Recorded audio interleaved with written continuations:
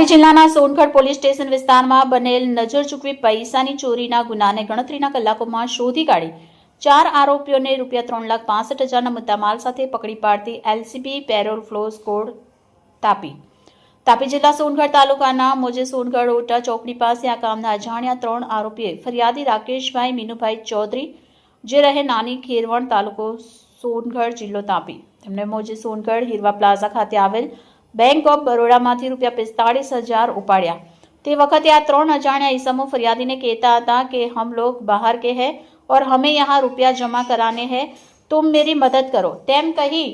વાતચીત કરી ફરિયાદીને ચા પીવાના બહાને ઓટા ચોકડી બાજુ લઈ તેની સાથે વાતચીત કરતી વખતે ફરિયાદીની નજર ચૂકવી શર્ટના ઉપરના ખિસ્સામાં મૂકેલ ₹45,000 કાઢી લઈ ચોરી એકબીજાની મદદગારી કરી ગુનો કર્યો હોય। આ બનાવ બાબતે સોનગઢ પોલીસ સ્ટેશનમાં કલમ 303(2) મુજબનો